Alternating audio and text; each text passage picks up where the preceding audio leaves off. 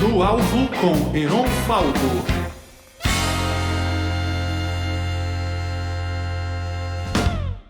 Alô, alô, vamos ter nossa entrevista com Sérgio Costa e Silva. A gente está aqui com o Sérgio Costa e Silva, que é um grande empreendedor da cultura, aí, o grande guerreiro, né, que mantém vivo muitas coisas que se não fosse pelos esforços dele talvez não se perpetuaria aí na nossa cultura. É um amante da cultura, da alta cultura, da música clássica, né? Advogado, se não me engano, também, não? Advogado. Tá correto isso? Vice-presidente do Clube Monte Líbano, criador do projeto Música no Museu. Uma série de música clássica foi apresentada no norte e sul do Brasil, no Brasil inteiro. E acho que a gente pode começar, se você não se incomodar, a gente falando um pouquinho do Música no Museu, o que exatamente é, porque eu acho que é a coisa principal, né, que você ocupou os últimos anos. É uma coisa curiosa, porque outro dia até estava com uma situação de fazer um balanço de vida em relação a uma publicação que está sendo feita. Aí eu fiquei lembrando, puxa, eu tenho uma tradição, eu tenho uma história de vida, eu ocupei vários cargos, eu dirigi empresas, eu tive assim, uma formação muito mais de área pública. E o Música no Museu é fruto disso, porque eu, ao chefiar a área internacional do BNH, eu me proporcionou viajar muito. E ao viajar muito, eu tive a oportunidade de ver que nos lugares que eu estava, tinha música em museus. E aí surgiu a ideia e eu registrei o título Música no Museu no INPI. Estamos falando em 1997, onde a gente começou, quer dizer, 23 anos.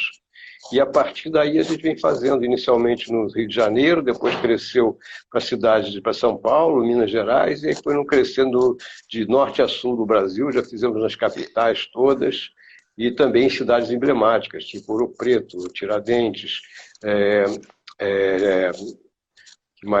Búzios, fizemos em Paraty, fizemos em Olinda, fizemos em São Cristóvão e Laranjeiras, em Sergipe, inclusive, em São Cristóvão, nós fomos a primeiro evento cultural, 3 dias depois da cidade ter sido escolhida Patrimônio Mundial pela Unesco. Quer dizer, então a gente tem uma história Brasil e que se ampliou a partir de 2006, se ampliou para o exterior, e nós hoje contabilizamos aí ter feito concertos em cidades de países de todos os continentes. Já fomos à Austrália, já fomos à República Tcheca, Uau, Marrocos, sério? a Índia, a África, Marrocos. Já teve música no museu no Carnegie Hall, quer dizer, tem no Kennedy Center, em Washington, já tivemos no LACMA, que é o Museu de Arte Moderna. Como é que funciona, assim, tipo, Carnegie Hall, você considera um museu? Como é que funciona a música no museu? É só em museu? Não, música no museu, ele partiu para uma definição mais ampla. Quer dizer, nós caracterizamos tudo aquilo que fosse um tempo de cultura e que tivesse uma história. Por exemplo, nós fizemos concertos na Central do Brasil. Aí me perguntam, mas como é que você faz concerto na Central do Brasil? Porque a Central do Brasil, é que as pessoas não sabem, mas ela é uma réplica de uma estação de trem da Itália. E ela tem uma história, quer dizer, ela tem o sentido arquitetônico. Então nós procuramos fazer em locais onde tenham um cunho histórico, onde tenha uma evolução histórica, porque o Música no Museu, que começou em museus, ele se estendeu para centros culturais, se estendeu para palácios. Então surgiu, quer dizer, ampliou muito o sentido de museu para alguma coisa que tivesse uma tradução de arquitetura, de história, ligação com cultura. Por exemplo, nós fazemos em bibliotecas, aqui no Rio de Janeiro, Biblioteca Nacional, na Biblioteca da Maison de France, na Biblioteca da cidade. Fazemos também no Real Gabinete Português de Leitura, que é um dos lugares mais lindos que existe. E, por extensão, a gente faz em Coimbra, na Biblioteca Joanina, que é um dos lugares mais lindos do mundo, uma biblioteca das mais bonitas do mundo. E a gente ampliou, quer dizer, porque quando nessas incursões ao exterior, o Música no Museu já fez concertos na Universidade de Coimbra e também na Universidade de Salamanca. Então, nós estamos falando em 2 espaços que têm mais idade, quer dizer, mais do que o Brasil. Agora mesmo, agora em setembro, o último, nós participamos das festividades, foi um concerto de música do museu, das festividades dos 730 anos da Universidade de Coimbra. E em 2015 nós participamos também das comemorações dos 725 anos da Universidade de Coimbra.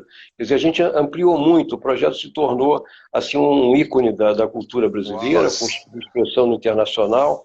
Então, eu estou dizendo, para voltar um pouquinho ao início, quer dizer, eu estou sendo muito mais conhecido hoje por ter feito música no museu do que ter tido uma história de vida, de conquistas também profissionais importantes. Quer dizer, por exemplo, eu participei da implantação, eu era do BNH, da implantação do Fundo de Garantia no Brasil, eu era daquele grupo que iniciou, fomos pioneiros, nós fazíamos palestras para mostrar a importância do Fundo de Garantia, isso em 1968. Depois eu presidi uma empresa de navegação no Amapá, o Amapá está isso agora na transição de território para Estado, e coloquei em pé uma companhia de navegação que os navios estavam quebrados, eu botei tudo para funcionar. Quer dizer, eu tenho uma história profissional, eu coordenei o Fundo dos Coordenadores da Rio 92, quer dizer, da ECO 92, quer dizer, com tudo isso, eu sou mais conhecido por estar fazendo o projeto Música no Museu, mas eu tive várias conquistas profissionais. Eu, por exemplo, sou diretor da Associação Comercial. Atualmente, eu fui por 16 anos diretor da Associação Comercial. Atualmente faço parte do Conselho Superior, quer dizer, sou benemérito da associação. Quer dizer, então, mas as pessoas me conhecem muito mais hoje, a minha referência é o criador e diretor do Música do Museu, o que, aliás, me honra muito, mas é uma coisa curiosa. Porque... Dá para ver, você acha que você tem uma mente muito rápida, você está processando informações aí com muita rapidez. Falou de mil coisas ao mesmo tempo, né, lembrando de tudo e sabendo os nomes e tudo mais. Antes da gente, né, falar sobre todas essas coisas, eu queria perguntar um pouquinho mais sobre o Música do Museu, música no museu, né? Você começou há 23 anos atrás, né? Você falou? 23 anos, por que você começou isso? Qual foi a... Não, foi exatamente o que eu disse a você, quer dizer, a origem é nas minhas incursões, eu chefe da área internacional do BNH, eu visitei, eu tive muitas viagens, inclusive eu fiz estágio no Dresdner Bank, na Alemanha, no Midland Bank, na Inglaterra, e nessas minhas idas, porque eu gosto de museu, quer dizer, eu gosto de visitar, eu sempre via que tinha música nesses lugares. Aí eu disse, poxa, mas por que o Brasil, o Rio, por exemplo, principalmente, que tem tantos museus, Museu de Belas Artes, Museu de Arte Moderna, o Museu da República, quer dizer, foram os que eu fiz, o Parque das Ruínas, quer dizer, são os museus que se incorporaram à música no museu, normalmente, mas estou dizendo, por que você achava importante isso? Por que você achava importante o museu ter música? Por que isso é na sua vida importante? Qual era a sua relação com a música? Não, eu gosto de música, quer dizer, eu não sou um especialista em música, eu sou um apreciador de música. Mas o que eu tenho mais, quer dizer, o que eu tenho mais de qualificação é de ser um administrador. Quer dizer, se me perguntar o que eu fiz, eu criei um mecanismo de administração de um projeto cultural. Então, esse é o meu, o que eu possa dizer que seja o meu mérito. E que eu vi o seguinte, que a música atraía público. E eu via também naquela época, estou falando há 23 anos, uma ida ao museu não era uma coisa comum. Quer dizer, o museu não era um programa cultural aceito ou então absorvido com uma grande quantidade de pessoas. Aí eu verifiquei que se a gente colocasse dentro dos museus uns atrativos paralelos, nós teríamos uma incursão de público muito grande. Então, teve um lado positivo que toda vez que a gente fazia música no museu, a gente fez uma grade, cada dia da semana era num dos museus, a gente verificava, e os museus comprovavam isso, que aumentava o fluxo de público.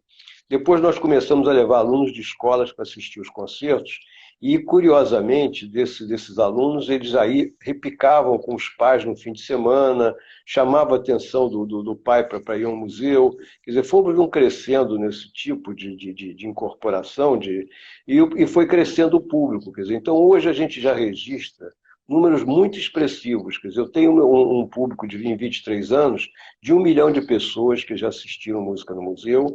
Eu tenho um mailing que eu alimento, eu faço uma pesquisa de público, quer dizer, aí tem o meu lado administrador. eu tenho o perfil do meu público. Todo mundo que assiste o concerto preenche uma ficha, a gente pede sugestões, a gente pede, pede informações, onde é que você mora, o que, que você faz. Então, eu tenho o perfil do meu público por idade, por profissão, por bairro e meio de transporte. O meio de transporte é que, em determinado momento, eu queria patrocínio do metrô e de ônibus. Eu consegui dos dois.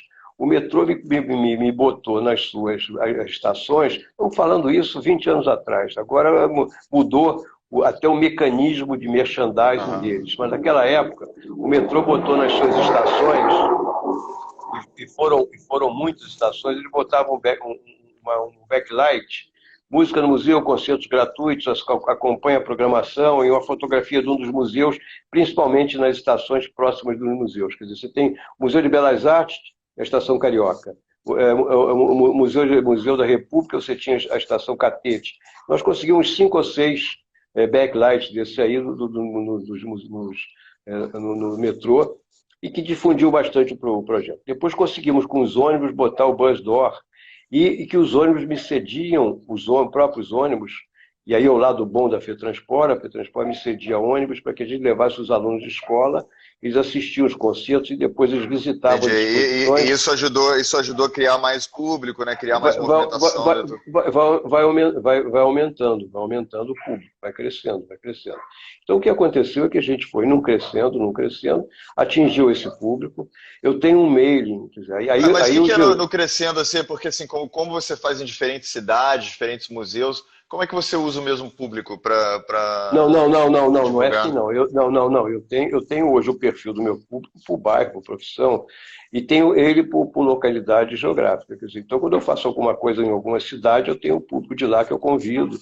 Mas esse público me gerou um mailing, eu tenho um mailing hoje de 158 mil nomes, e que é alimentado através de uma empresa de e-mail marketing. Então, essa empresa é que faz toda a divulgação do nosso projeto, quer dizer, divulgação. Eu sempre mando um programa semanal, um programa de véspera do programa diário, quer dizer, eu mando para eles informando que amanhã vai ter um programa, vai ter determinado concerto em tal lugar, digo quem é o músico.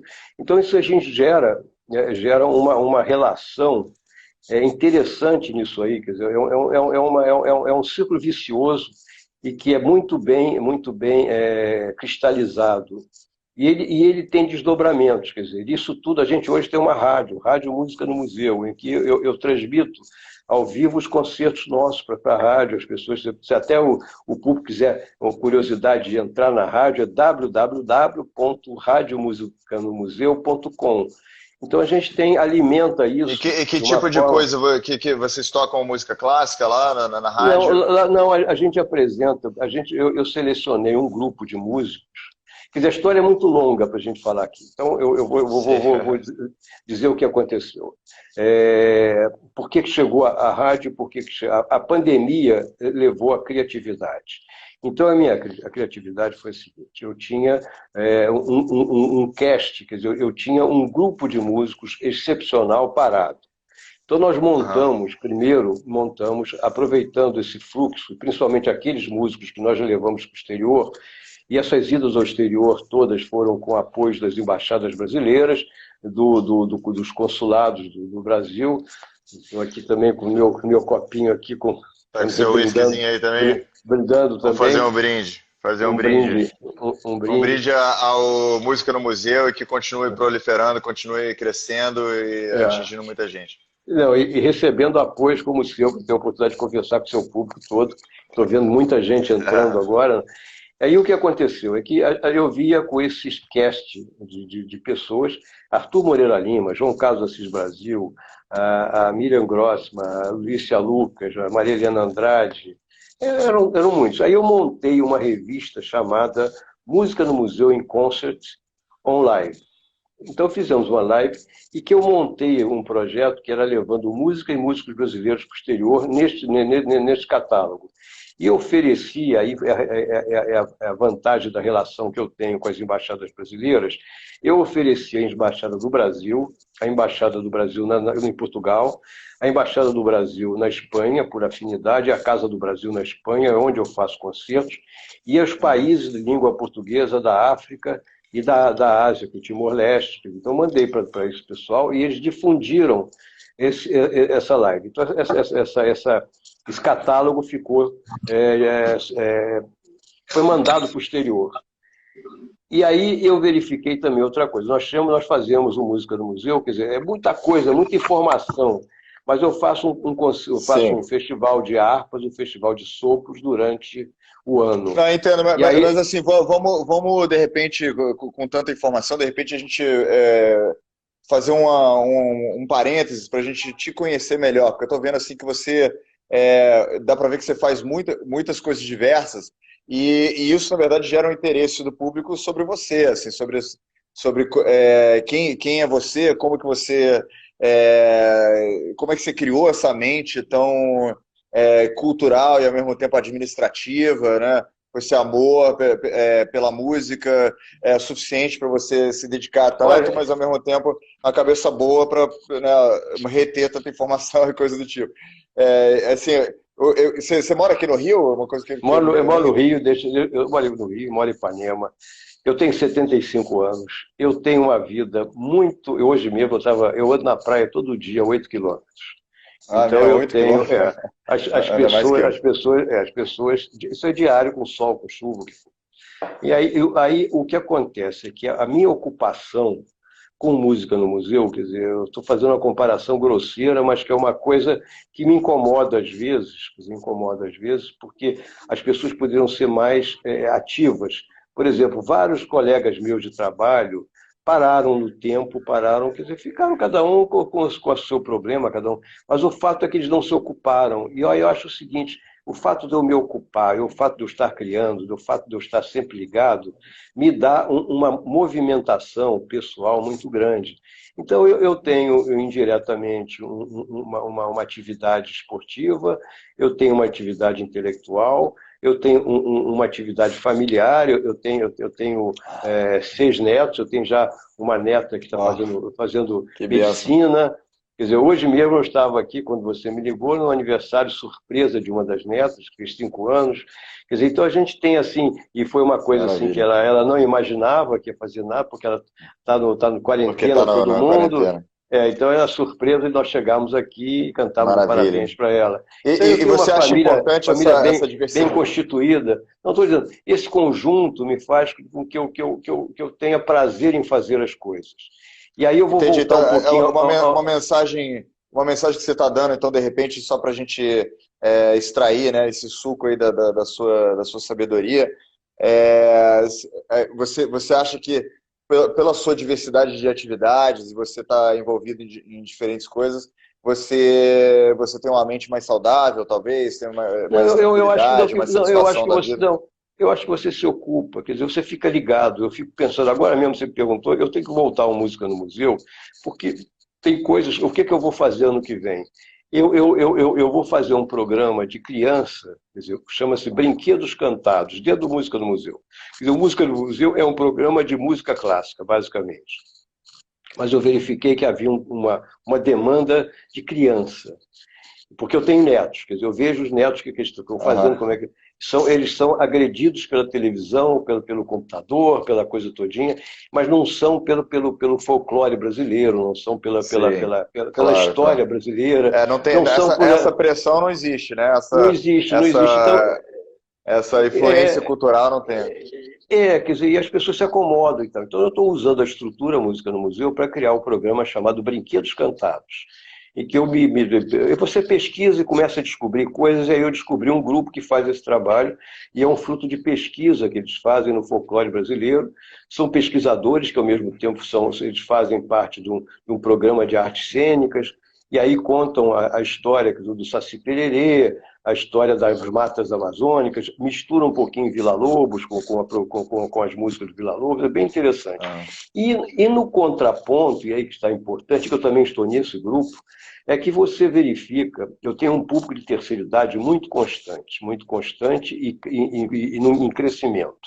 Existem várias explicações que pela pesquisa eu vejo e eu estimulo muito isso.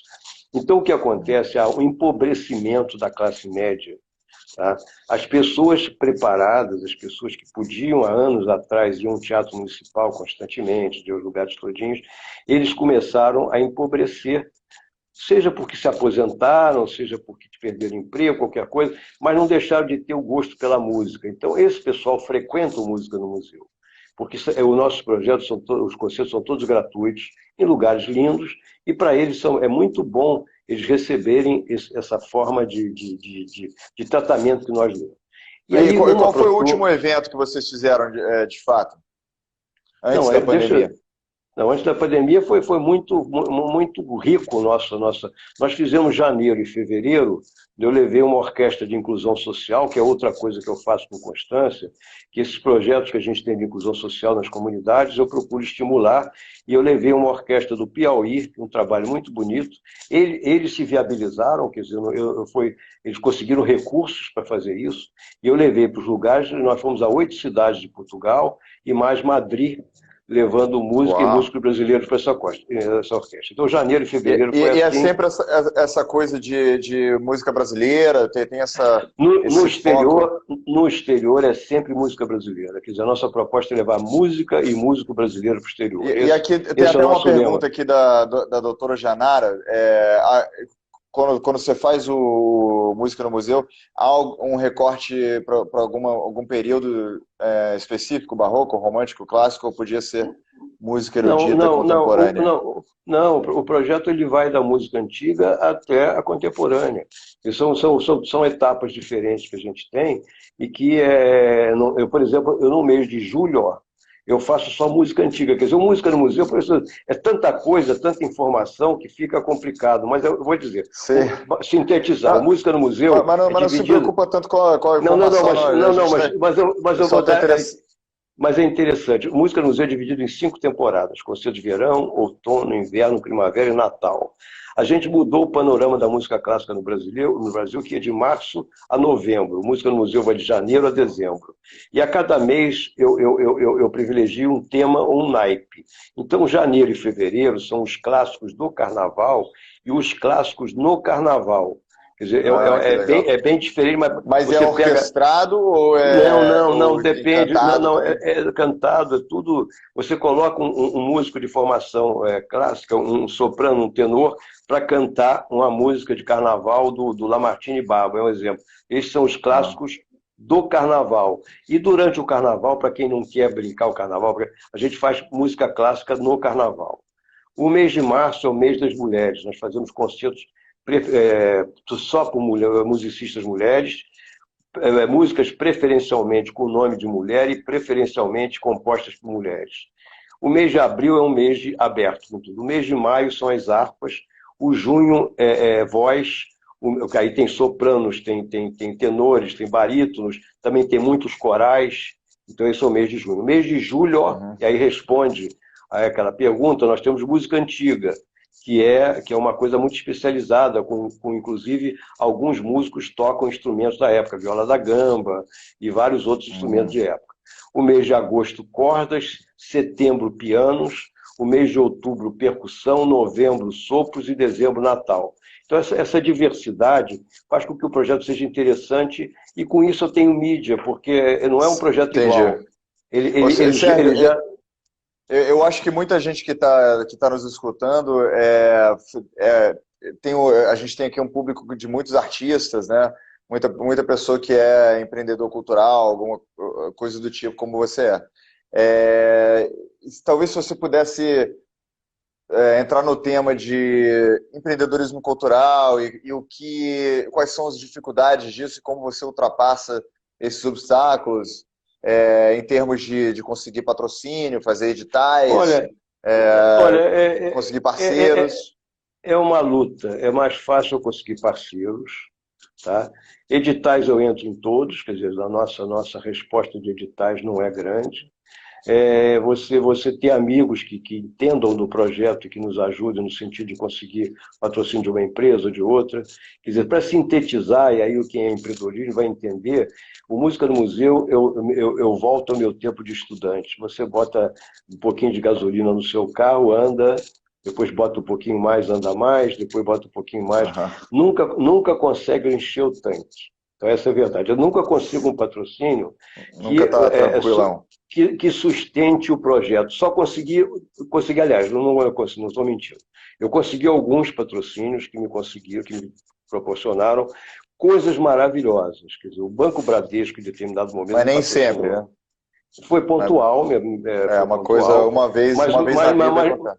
Mas me proporcionou, por exemplo, fazer um concerto antológico do Nelson Freire em Tiradentes, que foi uma das coisas mais bonitas que você possa imaginar, depois de São João del Rei. Quer dizer, foram épocas e que oportunidades ímpares que a gente conseguiu. Eu tive a Light me patrocinando 11 anos, que também segurou o projeto durante muito tempo, e que depois, com o problema econômico aqui do Rio de Janeiro, aquela crise na época do Pesão e tal, eles cortaram os patrocínios todos, a gente, o SB, Maratona do Rio, o Carnaval, cortaram linearmente todos e nos prejudicou muito. Mas a gente luta muito, é uma luta constante, diária. E o que você acha desse corte, desse corte da cultura? Como é que foi isso para você nos seus projetos? E como é que você acha que vai ser o futuro da cultura do país? Atingiu a todo mundo, mas ele é reflexo de uma situação do país também. Quer dizer, não é só um corte por ser corte. Você tem um reflexo que atinge a todo mundo e atinge a todos os setores. Quer dizer, atingiu a gente, matou no coração a todos nós. A verdade é essa, todo mundo parado e que essa pandemia piorou ainda. Então você tem que partir mas antes da pandemia, na sua opinião, foi uma coisa que foi positiva em termos assim para o Brasil? Eu sei que para a cultura teve um corte, mas sua posição pessoal é que isso precisava ser feito ou era melhor do jeito que estava? Não. Eu achava que podia ajustar. Eu achava ajustava, porque o que acontecia é que as setas havia uma distorção, havia um desequilíbrio. Você tinha produções com muitos recursos e muitas produções, quer dizer, poucas produções com muitos recursos, muitas produções sem recurso nenhum e muitas produções lutando para ter alguma coisa. Então você era desproporcional essa situação. Isso que a gente via constantemente. Quer dizer, uma desproporção entre a programação cultural brasileira. Depois era muito concentrada nos grandes centros. Quer dizer, então não havia uma interiorização.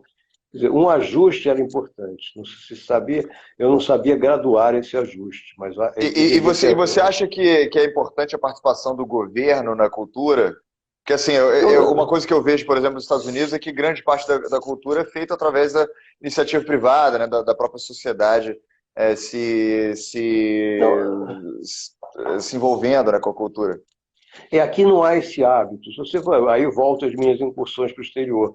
Você pega, por exemplo, os maiores museus do mundo, você tem a Sala Rockefeller, a Sala não sei quem, Sala não sei quem mais.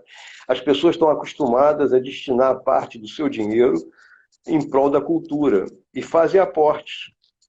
Você pega o Metropolitan, você pega o Lincoln Center, você pega o próprio Carnegie Hall, você tem lá mecenas que dão recursos para manutenção das atividades desses tempos de cultura, o que não existe aqui no Brasil. Quer dizer, não existe as leis de incentivo.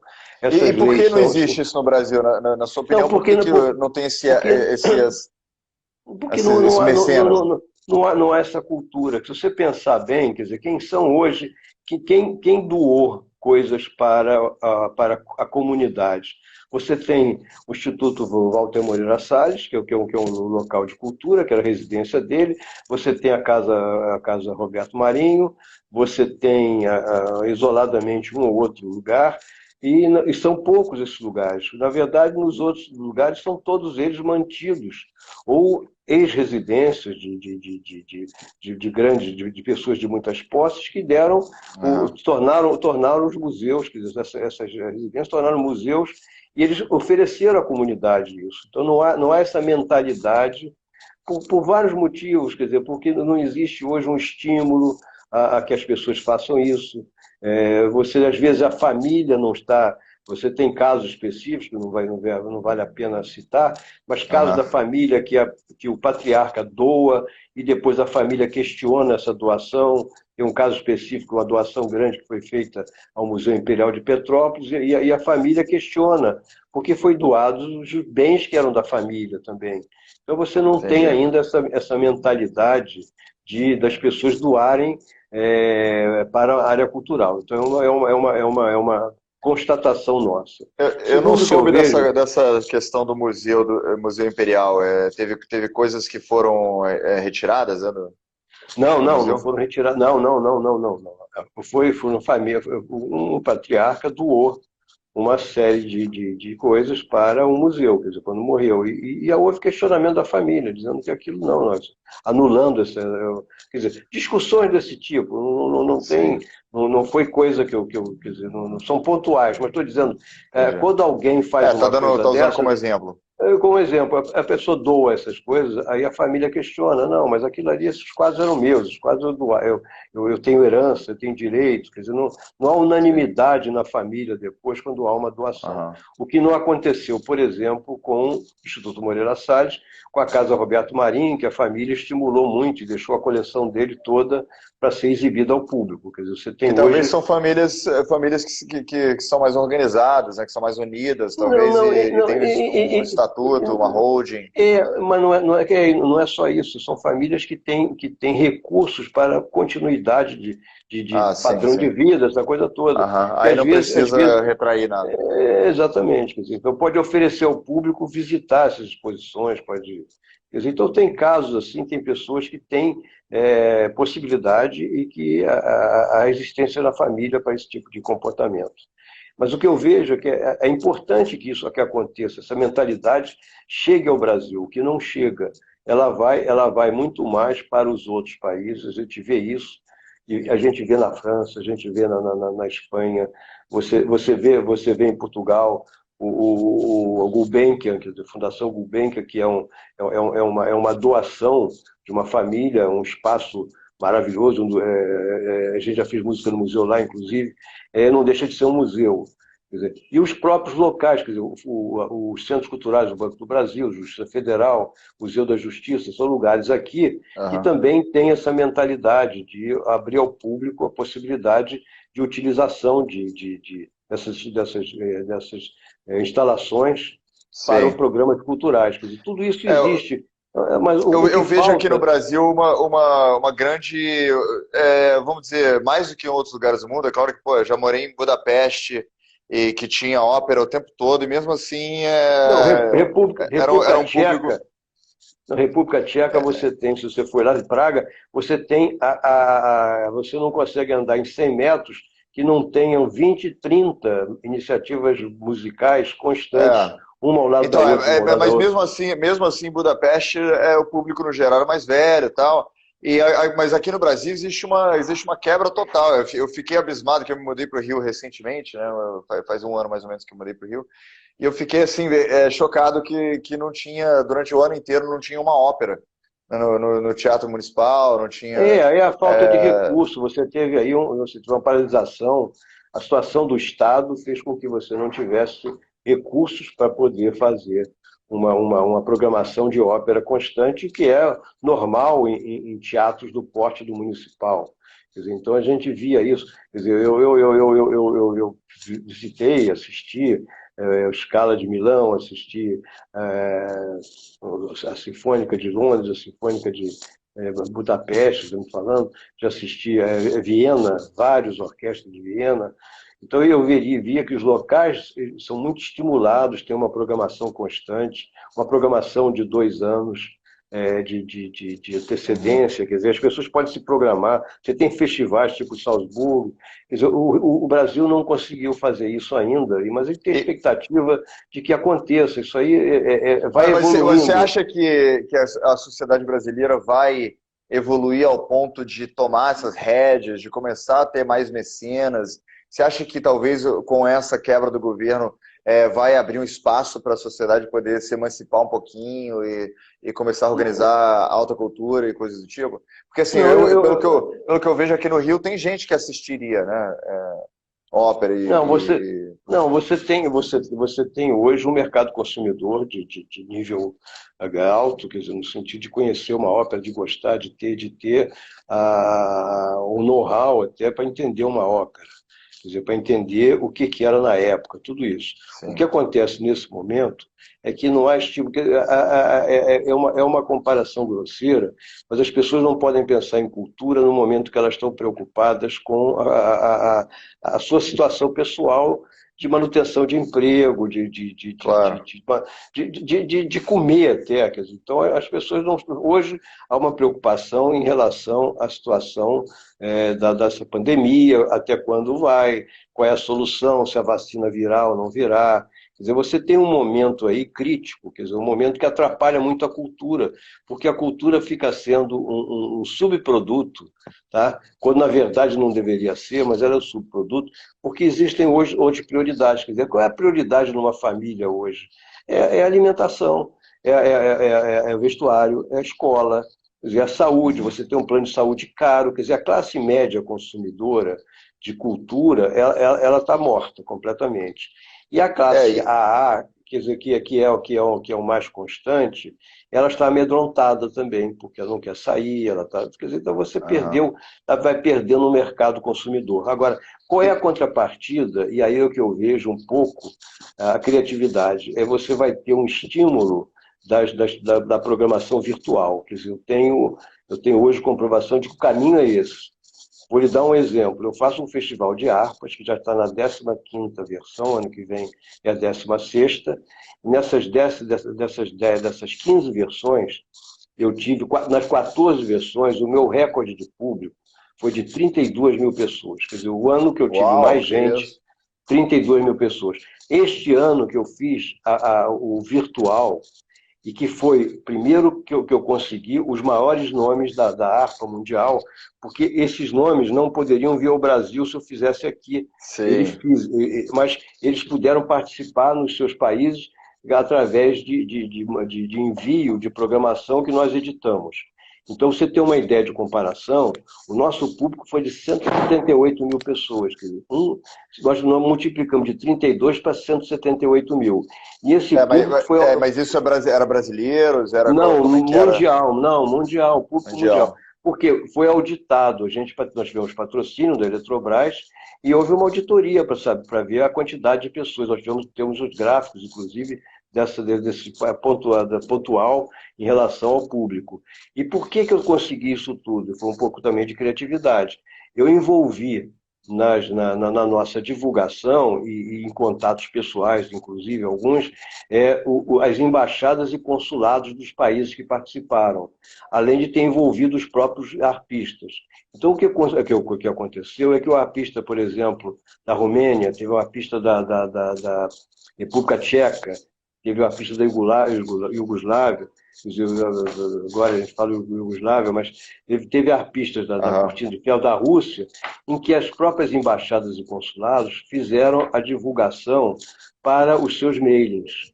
Da Itália foram 5 arpistas, quer dizer, então, eles multiplicaram o público através do mailing de cada entidade. Então, com isso, a gente chegou a esse número grande. Esse evento que você fez, que foi 32 mil pessoas, foi aqui no Brasil?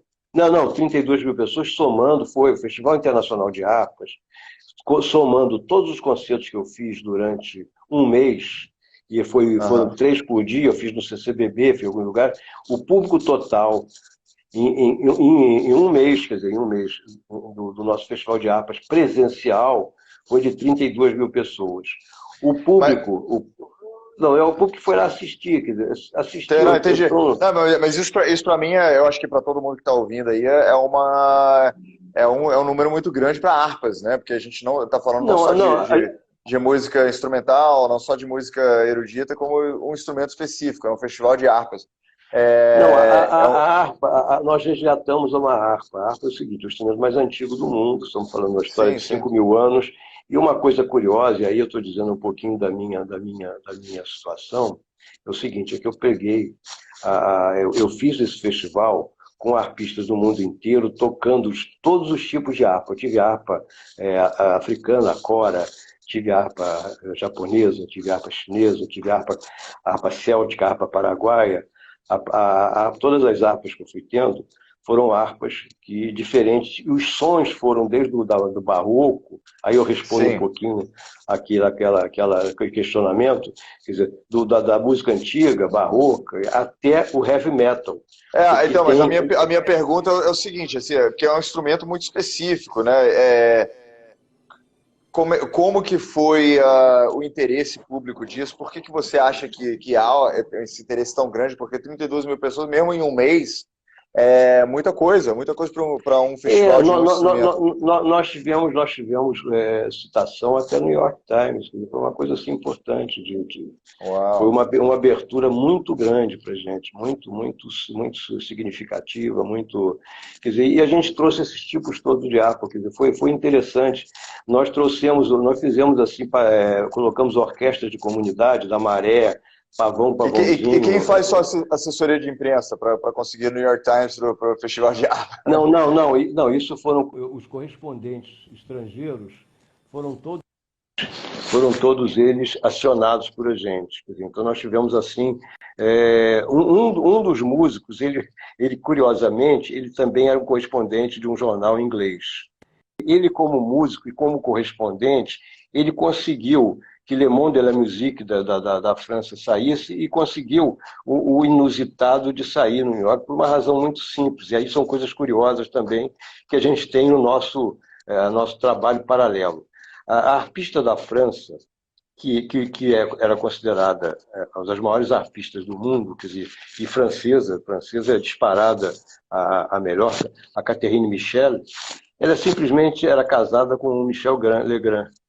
E o Michel Legrand tocou no Festival de Harpas, com uma coisa assim. E falou de público, ele disse, olha, a primeira vez que eu me apresento como coadjuvante em alguma coisa. Porque foi uma sorte da gente ter convidado, e ele ainda disse mais assim, e sem receber cachê. Porque a mulher dele, a Catherine Michel, perguntou se poderia trazer o marido. Eu disse, claro que pode, porque eu sabia que era o Michel Legrand, mas ele veio para acompanhá-la, mas em nenhum momento para tocar. E ele quis tocar, aceitou tocar. E aí estou dizendo, isso gerou um monte de coisa. Mas ele tocou harpa, né? Não. Tocou piano, acompanhou a mulher. Tocou piano, acompanhando. Fizeram duo. E ela tocou com ele música. Achei que ele era multi. Não. Estou dizendo, são coisas que fazem parte da história. Eu estou escrevendo um livro, já é o segundo, eu fiz o primeiro Música no Museu 15 anos depois, foi bom, está esgotado, e estou escrevendo agora Música no Museu do Rio para o Mundo, em que eu vou contar essas histórias que são muitas. Tem muitas coisas. A gente foi a primeira apresentação de música brasileira no Guggenheim em Bilbao. Nós fizemos o concerto comemorativo de 25 anos das relações Brasil-Vietnã, e assim sucessivamente na Austrália, 3 concertos. Quer dizer, nós temos histórias assim incríveis que eu estou relatando, que eu pretendo, se eu tiver patrocínio, aí eu dependo do patrocínio, mas eu já tenho alinhavado esse livro contando essas histórias todas, que são para mim muito representativas, quer dizer,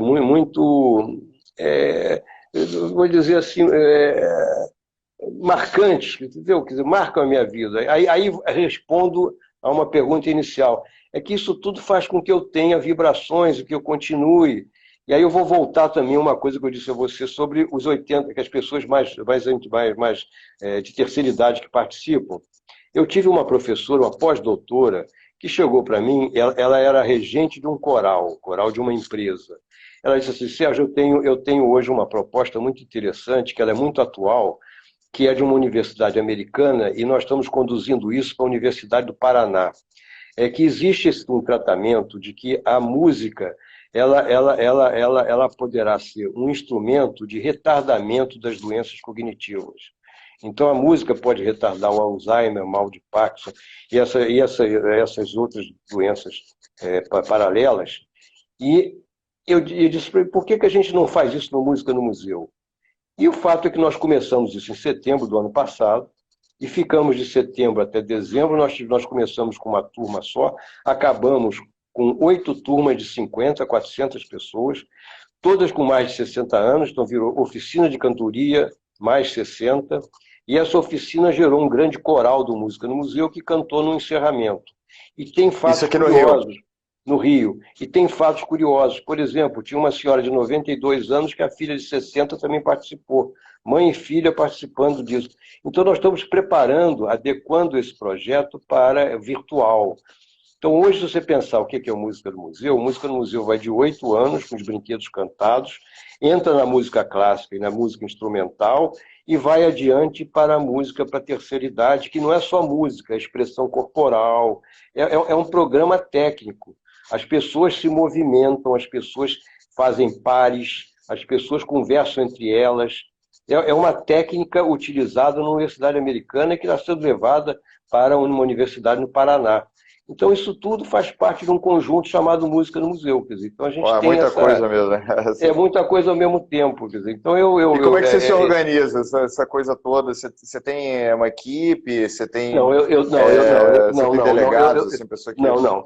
O que acontece é o seguinte, eu não posso ter uma equipe, porque se eu tivesse uma equipe esse tempo todo, 23 anos, eu teria um passivo trabalhista muito grande e que não é compatível com o recurso que eu tenho de manutenção. Então, o que eu faço? Eu faço convênio, eu tenho com o CIE, Centro de Integração Empresa-Escola, e eu utilizo muito estagiário, tá? E esses estagiários participam de áreas específicas. Então, eu tenho área de programação visual, eu tenho área de imprensa, eu tenho área de administração, tenho área de contabilidade. Interessante. Quer dizer, eu tenho Qual é o de nome de acordo novo com a demanda. desse sistema? Como é que funciona esse sistema? É uma das coisas mais bonitas que existe. Centro de Integração Empresa-Escola.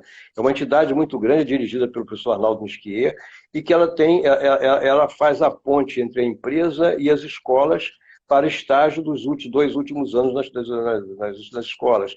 Então, a gente pode remunerar pouco, o valor é pequeno, eles têm uma carga horária, proporcionam isso para essa carga horária para a sua manutenção e para a própria currículo escolar, e eles ganham pro labore. Então, com isso, eu tenho uma equipe que é rotativa, alguns são... Aí você sempre tem que treinar, você tem que treinar pessoas novas o tempo todo. Porque o treinamento não é difícil, quer dizer, aí é uma rotina, não tem treinamento difícil. Quer dizer, eu tenho uma coisa que também que eu conquistei, aí entra na parceria, quando eu falei no início. Os músicos são nossos parceiros, quer dizer, os músicos têm sido parceiros o tempo todo, porque eles entendem que a gente está abrindo espaço para todo mundo tocar. Quer dizer, quando você chega a fazer 500 concertos por ano, que é o melhor ano nosso foi de 500 concertos por ano, mais de um por dia. Então você tá ocupando 3.500 músicos durante um ano. Quer dizer, então isso tudo leva a um crescimento muito grande, a uma situação muito boa para a gente. Entendeu? Quer dizer, então é uma coisa, é um círculo vicioso. Quer dizer, você falar do Música no Museu, eu ficaria a noite inteira, porque tem tanto fato. Claro. Então, mas você está falando coisas muito preciosas, né, pro empreendedor cultural, para pessoas que estão tentando fazer, de repente, um projeto bem pequenininho funcionar e estão desmotivadas, entendeu? Não, e o exemplo que eu dou é que a gente era pequenininho. Em 97, eu era só no museu, fazendo uma vez por semana. A gente partiu de uma vez por semana a fazer todos os dias da semana, depois a fazer de janeiro a dezembro, não parar, quer dizer, tudo isso. Agora você vai me perguntar por que você faz isso? Porque eu sou maluco. Quer dizer, maluco no sentido de aceitar desafio. Quer dizer, se você trouxer uma boa ideia, eu repenso, organizo e trago essa boa ideia para fazer alguma coisa. Eu reciclo essa sua boa ideia e incorporo. Foi a mesma coisa que aconteceu com esse Oficina de Cantoria Mais 60, que foi uma apresentação no Biblioteca da Maison de France, e essa professora, que era a maestrina, ela falou e o pessoal cantou aquela coisa todinha. Aí ao final, eu estava ressaltando a importância de uma empresa que dá estímulos aos seus empregados para formarem uma posição através da música. Então era muito importante essa empresa cidadã e tal. E foi aí que essa maestrina falou, não, esse trabalho é muito mais amplo, existe esse estudo, tal, tal, tal. Acabado essa coisa, eu conversei com elas, vamos fazer esse negócio de música no museu. E começou a fazer. Quer dizer, eu reciclo uma ideia e transformo ela numa realidade. E depois eu vejo como é que vai Você dar. é uma máquina de... acho que você, numa entrevista, falou que você é um administrador de escassez, não é isso? De escassez, porque a escassez é Que para não ter significa dinheiro, isso? gente. É não ter dinheiro e você administrar, quer dizer, você ter. E ter Fazer ousadia. acontecer mesmo assim. Eu acho que é importante a gente ser ousado, é importante a gente fazer esse trabalho. Esse Tentar trabalho, o assim, impossível, né? Diz assim que tem um ditado que diz que o bom homem, aonde a possibilidade, como é que é? A possibilidade termina, começa o trabalho dele, ou seja, ou a impossibilidade, né? Ou aonde começa a impossibilidade, começa o trabalho dele. Alguma coisa assim, não lembro da expressão. Eu acho que É porque tipo, a gente fala que as coisas são impossíveis, né? Esse músico no museu parece um sonho, assim, parece que alguém está falando de alguma coisa que ele vai fazer no futuro, muito megalomaníaco. Agora. Não, estou fazendo agora, e você não tem. Aí tem um instrumento sorte. Tá? Pois eu tenho tanta coisa para falar, mas deixa eu te contar um instrumento sorte. O consulado americano me trouxe 2 professores. Quer dizer, eu tenho muito apoio dos consulados e dos embaixados que me volta e meia me oferecem músico de fora para tocar e tal. Esses 2 professores tocaram e continuaram tocando, quer dizer, assistindo os concertos. Terminado, que eles passaram mais tempo aqui, eles vieram patrocinados, aí ele disse assim, olha, eu gostei muito do trabalho de vocês, eu queria lhe oferecer, eu sou também, além de concertista, eu dirijo a área de música da James Madison University, que é uma escola centenária em Washington, quer dizer, na Virgínia. E aí ele disse para mim, eu posso oferecer a vocês uma bolsa. Eu disse, pois não, então vamos fazer diferente. Você me formaliza, nós vamos formalizar esse oferecimento, eu vou fazer um concurso para jovens músicos e vamos fazer esse concurso. Aí convidei professores de várias faculdades, escolas de música, que ao mesmo tempo tocavam no Música no Museu, fizemos um conselho, montamos o projeto e nós já mandamos 9 músicos para essa escola. Mas o que aconteceu é que o nível desses músicos foi tão bom que do primeiro ano eles repetiram o segundo, terceiro e tal, e agora a gente só parou por falta de recurso mesmo. Porque a gente precisa fazer... No início, eles mandavam os professores de lá para participar do júri. Mas no 4º ano, eles pediram que a gente pagasse as passagens dos professores para eles tocarem. Nós conseguimos viabilizar durante 3 anos, depois parou, mas a gente tem esse concurso em aberto.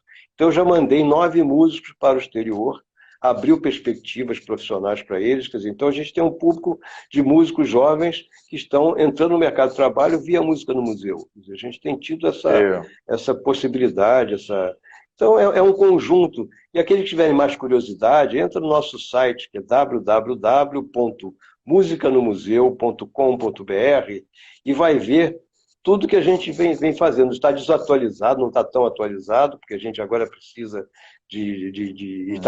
está desprovido de programador visual, porque essa situação para a gente fez que a gente parasse algumas que você tem essa equipe rotativa, né? E às rotativa, rotativa, mas agora parada. Essa parada em função dessa situação. Mas se pudesse dar uma olhadinha, e dar uma olhadinha também mas por que parou? Aquele sistema não continua dando estagiários? As escolas estão fechadas? Não é isso, não. Isso também, mas estou dizendo, a gente não tem recurso para poder ficar pagando esses estagiários, porque são 8, 10 estagiários por temporada, quer dizer, são coisas... Aí não tem receita, normalmente vocês têm alguma receita de projetos e coisas do tipo? Aí? Não, os concertos nossos são todos gratuitos, a gente tem receita de patrocínio, a gente não tem receita... Sim, é isso que eu estou dizendo. Não tem paralelo, quer dizer, é só o patrocínio que dá essa receita. Tá? Então é uma coisa assim bastante... Então ultimamente está parado. Isso até é bom para o pessoal que está escutando aí. Eu aconselho, não sei se você já tem isso, um sistema de doação, talvez, né, para as pessoas poderem participar. Hoje, por exemplo, pela lei de incentivos, uma coisa que a gente não fez, mas pretende fazer, é que a pessoa física pode fazer doações. Quer dizer, ela desconta 6% do seu imposto. Eu sempre foquei empresa, mas dessa vez eu vou focar também em pessoa jurídica, pessoa física. Quer dizer, às vezes, hoje em dia tem muita coisa, né, na internet que dá para fazer, tem o Patreon, tem vários sites que fazem, que possibilitam, né, a pessoa a doar com muita facilidade online e ajudar os projetos. É uma coisa que eu sempre evitei. Quer dizer, eu evitei. Duas coisas que eu evitei. Uma é essa. A outra é cobrar. Cobrar tem dois aspectos.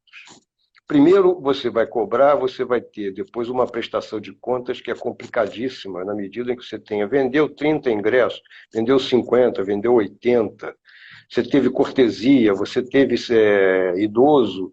Quer dizer, você prestar contas de uma lotação de 200 lugares, que é mais ou menos a média dos locais onde eu faço música no museu, que você cobrando essas entradas, quer dizer, você tem uma dificuldade depois de prestar contas. Eu tenho horror a esse tipo de coisa. Então, claro, quando você tem patrocínio, o patrocínio é 10, você presta conta de 10. Agora, quando você tem um patrocínio e tem também venda de ingresso, é complicado. E a outra, eu procurei não pedir, porque eu tenho muitos amigos até que teriam condições de fazer doações e tudo, mas aí constrange, porque a pessoa pode entender mal de você estar pedindo coisas. Eu não tenho muito esse hábito. Eu ofereço um bom produto e espero que a pessoa que aporte um recurso vá aportar num projeto de qualidade. Então, essa é a premissa que eu tenho. Não chegar para você, porque às vezes um amigo meu que tem dinheiro, que eu posso chegar e dizer, faz um aporte de 50 mil, de 30 mil, coisa para você não é nada e tal, mas você fica sempre com aquele negócio de estar pedindo dinheiro. Quer dizer, ninguém entende que você esteja pedindo para um projeto, parece que está pedindo para você. Aí isso me constrange muito. Então eu evito muito isso tudo está sendo um grande aprendizado, porque assim, eu também sou um grande apaixonado por projetos culturais, né? Adoraria estar fazendo 1/100º do que você está fazendo. Não, mas não é isso. Não é isso. Eu comecei pequenininho. Você vai acontecendo. O sucesso faz com que você continue. Quer dizer, é uma coisa que você plantou lá atrás, você está colhendo agora. Que você tem. Eu recebi 30 prêmios. Eu sou o único projeto que tem a Ordem do Mérito Cultural, que é decreto do Presidente da República. Eu tenho o Golfinho de Ouro, que é a honraria máxima no Estado do Rio de Janeiro, e tenho a Medalha de Mérito Carioca, que é do município do Rio de Janeiro. O único projeto que é tríplice coroado é a Música no Museu, primeiro. Eu tenho um projeto, eu tenho um prêmio da Unesco, eu tenho um prêmio da Latin America Quality Awards, que eu recebi na PUC em Buenos Aires. Eu recebi Excelência em Cultura em Portugal, recebi Cultura Viva na Espanha.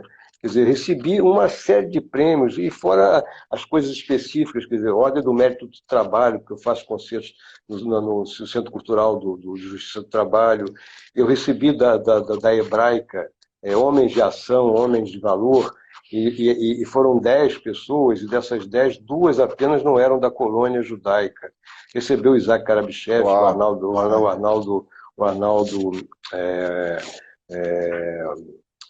Nistier, recebeu o Sérgio Besselman, pessoas da colônia judaica, e eram na época era o secretário de Segurança do Rio, que recebeu também. Nós éramos os dois que não éramos da colônia judaica, incrível. Recebendo. Então, Sérgio, assim, tudo que você está falando, a gente começou, né, falando sobre as informações do Música no Museu e onde já esteve, né, para as pessoas conhecerem. Esse tipo de coisa. E eu acho que agora a gente está entrando numa coisa num âmbito de inspiração para as pessoas fazerem mais cultura, né? Para buscarem meios onde não há meios, né? Cresceu uma flor no pântano, buscarem diferentes formas de buscar oxigênio quando está sufocado, vamos dizer. E você realmente tem inspirado, com tudo que você falou, tem inspirado. A gente tem agora 2 minutos para as últimas considerações, porque o nosso podcast tem 1 hora de duração. Mas eu queria te convidar para a gente fazer, de repente, uma segunda uma segunda Com parte em outro olha, momento. com o maior E a prazer, gente... olha, é só me convidar.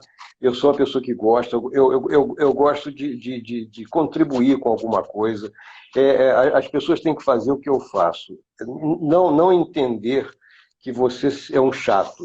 Porque o que acontece, quer dizer, a posição que a gente tem é uma posição de que está pedinte, pedinte, pedinte. Então, você não usar, quer dizer, se proteger contra essa posição e ir em frente. Quer dizer, porque o não que você recebe é muito grande. Então, você tem que ter uma couraça para entender que o não faz parte do sim. Então, você recebe 50 nãos para receber, para ter um sim, para ter 2 sims. Então, você tem que ter, primeiro, entender isso. E segundo, você fazer parcerias, quer dizer, parceria com os músicos, a sua equipe tem que ser parceira, os músicos são parceiros, eles são excepcionais, são pessoas que têm, eu entendo a luta do músico, o trabalho deles, a obstinação deles. Então, quando você coloca um músico, seu parceiro, você coloca os espaços como seus parceiros, as pessoas gostam do projeto, e uma equipe aguerrida, você consegue fazer alguma coisa. Então, é isso que eu estimulo. Quer dizer, o que eu ofereço às pessoas? É essa mensagem de encorajamento perante tanta dificuldade. Não é fácil fazer um projeto cultural, não é fácil conquistar, não é fácil demorar com ele, demorar no sentido de ter muito tempo. Então, isso é que eu ofereço a todo mundo, estou à sua inteira disposição para outras vezes, à inteira disposição, estou vendo tantas pessoas que entraram no nosso, quer dizer, entraram nessa nossa matéria, em que eu estou aberto, é só entrar no nosso site, voltar ao contato, tenho muito prazer em falar com cada um. Você pode repetir, por favor, o site, só para registrar? www.musicanommuseu.com.br. Então, www.musicanommuseu.com.br. Ali tem tudo. Sim. E a gente pode... E aqueles que quiserem entrar em contato comigo, meu celular é 21 99988 9332. Então, estou à disposição. Quanta generosidade. Eu sou um otimista por excelência e estou preparado para receber não e um sim. Não e um sim. Então é uma coisa que se você estiver preparado para isso, você consegue superar e não desanimar ante os tantos nãos que você recebe na vida. Então essa mensagem fantástica. E isso vai ficar registrado para todo sempre no nosso podcast, no Spotify. Daqui a pouco a nossa equipe vai pegar essa entrevista, essa conversa que a gente teve entre amigos e vai transmitir para o Spotify, para iTunes e todos os servidores de podcast e vai estar disponível. Depois te mando o link aí para você mandar para o seu mailing list. Vou colocar no nosso site, com certeza, absoluto. Vou fazer isso para as pessoas. E foi assim, um prazer enorme. Eu acho que a gente só tocou na superfície assim, da inspiração que as pessoas do Brasil precisam muito disso, né? Precisam muito dessa energia que você tem, desse otimismo que você tem. Então eu te agradeço com todo o meu coração você ter aceitado esse convite, você ter tido a disponibilidade, a paciência aí para esse começo com o maior prazer, de soluços. Estou muito à disposição, o maior prazer. E digo a você também, rendo homenagem a você, a sua família, porque eu acho que vocês foram pioneiros, vocês são guerreiros também. Eu acho que as pessoas... O que eu gostaria de ter no final é exatamente o reconhecimento de ter feito alguma coisa nesse país. Quer dizer, isso para mim, os prêmios que eu recebo, as honrarias, são parte desse agradecimento. Eu acho que a gente faz alguma coisa e ela volta para a gente. Se depender de mim, pode ter certeza que eu vou espalhar a notícia dos seus feitos e vou... Bom, com certeza pode contar comigo para projetos futuros, coisas que a gente for fazer, se envolver música, se envolver, na verdade, qualquer coisa cultural. Eu vou te usar, se você me permitir, como consultor. Com o maior prazer. Com o maior prazer. Estou à sua disposição. Eu estou dando meu telefone para quem quiser ligar para mim, com o maior prazer a gente conversa. Às vezes eu posso não ter tempo para conversar, mas não vou deixar de anotar e responder na primeira oportunidade. Muito obrigado. Cuidado, hein, que vão ligar mesmo. Pode ligar, pode ligar. Eu sou aberto para conversar. Sérgio, vamos se conhecer pessoalmente aí assim que possível. Com o maior prazer. Vai ser uma grande honra. Vamos fazer o contato, vamos continuar esse contato aí. E agradecer de eu ter sido convidado por você quem fez esses contatos, eu vou agradecer também muito, que me deu a oportunidade ímpar de conversar com você e com tanta gente que eu vi que entrou durante essa nossa conversa. O Pedro Henrique de Souza, que nos apresentou aí, um agradecimento ao nosso amigo. Pois é, o Pedro Henrique conhece bem o projeto, está fazendo um trabalho bom de relacionamento Brasil-Portugal. Agora mesmo ele está fazendo uma matéria sobre a gente, sobre o nosso projeto lá em Portugal. Quer dizer, a gente já faz projeto em Portugal há mais de 10 anos, é uma coisa espetacular. Tá? Então é isso, Sérgio, muito obrigado, boa noite para você. Então. Boa noite, então, um grande abraço, então, hein? Grande abraço, tudo de bom. Obrigado, Tchau, então, tchau. hein? Tchau, tchau.